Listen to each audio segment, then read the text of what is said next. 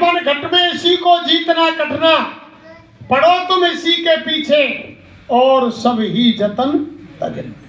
यानी मन, यानी यही तो जीवात्मा को यानी निगल चुका है। जीवात्मा इस मनुष्य मंदिर में बेहोश बैठी हुई है, उसे पता ही नहीं मनुष्य के ऊपर राज कर रहा है। जीवात्मा अचेत है, इसके अंदर मन जैसा यानी करवाता है वो यानी शरीर करता है, आत्मा को मालूम ही नहीं। लेकिन महात्मा कहते हैं जब तुम लगातार यानी जहां कहीं गुरु के वचनों की चर्चा हो रही हो, जब तुम जाओगे और गुरु के मुखारबिंद से निकले हुए अमृत वचन किसी प्रेमी भाई बहन के यानी मुख से सुनोगे, तब मन के ऊपर यानी महापुरुषों के वचनों की चोट पड़ेगी, तब मन ध्यान भजन सुमरन की तरफ मुड़ेगा, संसार से मुंह मोड़ेगा, यानी विषयों से मुंह मोड़ेगा। जब विषयों से मुंह मोड़ेगा तब वो ध्यान भजन सुमरन की तरफ यानी लगेगा। तब ध्यान भजन सुमरन की तरफ लगेगा तो ऊपर से जब यानी वो मालिक का रस आएगा, वो आनंद आएगा, तब जीवात्मा को यानी चेतन अवस्था होगी। जब अंतर में वो जागेगी और जब उसे होश होगा तब वो यानी घर चलने की तैयारी करेगी। से नहीं, वो तो उसको तो मन ने ऐसा दबोच रखा है आत्मा को। आम पब्लिक हर भाषा में कहता है कि सुनो सबकी और करो मन की, यानी पूरा संसार मन की कर रहा है, लेकिन आत्मा की बात को कोई नहीं मान रहा है। महापुरुष कहते हैं कि सतगुरु कहे करो तुम सोई और मन के कहे चलो मत कोई। मन लोभी मन लालची और मन चंचल मन दौर और मन के मते न चालिए पलक पलक में। यानी ये तो एक क्षण क्षण में यानी अपना रूप बदलता है। थोड़ी देर में बैरागी हो जाएगा, थोड़ी देर में राजा बन जाएगा और थोड़ी देर में भिखारी बन जाएगा। यानी इसका तो कोई मन का ठिकाना ही नहीं है। तभी तो महापुरुषों ने कहा है कि जिन्होंने मार मन डाला उन्हीं को सूरमा कहना, बड़ा बैरी है मन घट में इसी को जीतना कठिन। यानी जिन्होंने मन को मार लिया वही सूरवीर है, पक्का सूरवीर, जिसने मन को काबू में कर लिया। और वो मन कब काबू में होगा धर्म प्रेमियों? जब गुरु को राजी कर लेंगे, गुरु को खुश कर लेंगे। गुरु ही उस मन की यानी दौड़ को, चाल को रोक सकते हैं और कोई शक्ति नहीं जो मन की यानी दौड़ को रोक सके। तभी तो कहते हैं कि गुरु राजी तो करता राजी और काल कर्म की चले ना। यानी गुरु को राजी कर लिया तो सारे काम बन जाएंगे। और गुरु कब राजी होंगे? यानी गुरु को कैसे खुश किया जाएगा?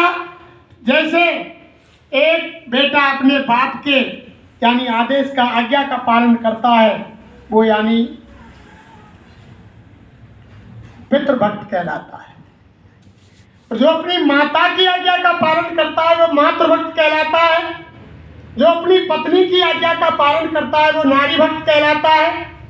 ऐसे ही जो गुरु के आदेश का पालन करता है, गुरु आज्ञा का पालन करता है, वो गुरु भक्त कहलाता है। जो गुरु की आज्ञा का पालन करेंगे तभी हम गुरु भक्त कहलाएंगे धर्म प्रेमियों। और गुरु महाराज की क्या आज्ञा है? गुरु के दो काम है समय। पहला काम, एक काम गुरु महाराज का साधना और दूसरा काम शाकाहार का यानी प्रचार। ये गुरु का आदेश है, यानी साधन करें और उसी समय में से समय निकाल करके गुरु महाराज के यानी आदेशानुसार शाकाहार का प्रचार करें। और शाकाहार के प्रचार से यानी एक लाभ नहीं होगा धर्म प्रेमियों, यानी तीनों प्रकार के लाभ होंगे। जब हम शाकाहार के प्रचार के लिए निकलेंगे तो गुरु के आदेश का पालन होगा। जब गुरु के आदेश का पालन होगा तो हमारी गुरु भक्ति दृढ़ होगी और गुरु भक्ति दृढ़ होगी तो गुरु हमारे ऊपर यानी राजी होंगे, प्रसन्न होंगे, वो हम पर दया करेंगे। और यानी शाकाहार के प्रचार से तन मन और धन तीनों चीज शुद्ध हो। जब तक तन शुद्ध नहीं होगा, जब तक कदापि तुम कोई भी यानी धार्मिक काम नहीं कर सकते। तभी तो महापुरुषों ने कहा कि यानी जैसो खावे अन्न और वैसो होवे मन और जैसो पीवे पानी और वैसी होवे पानी। यानी अशुद्ध आहार करोगे तो अशुद्ध खून बनेगा अशुद्ध खून बनेगा तो बुद्धि अशुद्ध होगी, अशुद्ध बुद्धि होगी तो अंदर से विचार गंदे होंगे, गंदे विचार होंगे तो हमारे कर्म भी गंदे होंगे।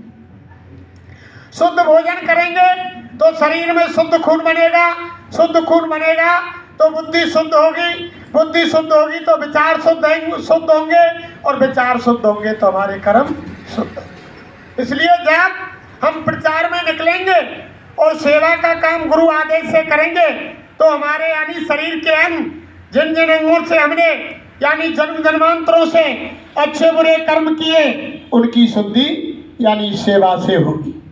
देखा कितने भी संत महात्मा हुए, धरती पर महापुरुष हुए, सबने यानी आश्रमों में सेवा कराई। सबसे पहले महात्माओं का काम यही था कि वो साधना शिविर लगाते थे। हर संत महात्माओं ने साधना शिविर लगाई। हमारे गुरु महाराज भी आश्रम पर साधना शिविर सावन के महीने में लगाते थे। इधर की मिट्टी उठाई उधर डलवा दी और उधर से मिट्टी उठाई इधर डलवा दी। यानी इसीलिए लगवाते थे कि जो भी हमने इस तन से, इस शरीर से जो भी अच्छे बुरे कर्म किए हैं सब यानी तन की शुद्धि के लिए महात्मा सेवा कराते हैं। और मन की शुद्धि जब हम साकार के प्रचार में निकलेंगे, जब यानी हम सेवा वहां करेंगे तो उससे तन की शुद्धि होगी। और जब साकार प्रचार में हम निकल करके जाएंगे तब हम यानी मन से मालिक के नारों का उच्चारण करेंगे। बाबा जय गुरुदेव जी महाराज की बात जब कोई पूछेगा उनको बताएंगे कि आगे समय खराब आ रहा है, शाकाहारी हो जाओ।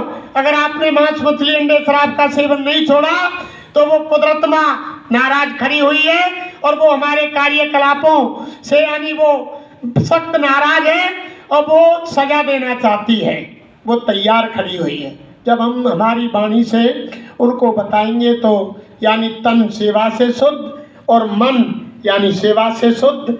और जो धन हम खर्च करेंगे शाकाहार के प्रचार में, गाड़ी में डीजल डालेंगे या पंपलेट छपवाएंगे या हमारे घर पर संगत आ रही है तो उसकी सेवा करेंगे तो उससे हमारा वो धन यानी पवित्र होगा। और उसका 10 गुना तो गुरु महाराज देते ही है।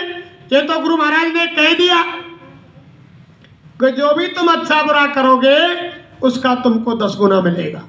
अच्छा कर्म का भी 10 गुना मिलता है और बुरे कर्म का भी 10 गुना मिलता है। अगर हम किसी का यानी उंगली काटेंगे तो 10 बार हमको कटवानी पड़ेगी। किसी को हम गाली देंगे एक बार तो 10 बार गाली खानी पड़ेगी। किसी का सर एक बार काटेंगे तो 10 बार कटवाना पड़ेगा। यानी दान में हम कोई गलत चीज किसी को देंगे तो वो दान दिया हुआ धन बढ़ता है, वो वापस हमको भोगना पड़ेगा। वो गुरु महाराज ने साफ शब्दों में सुनाया। गुरु महाराज ने साफ शब्दों में कहा कि एक राजा दान देते थे, रोजाना दान करते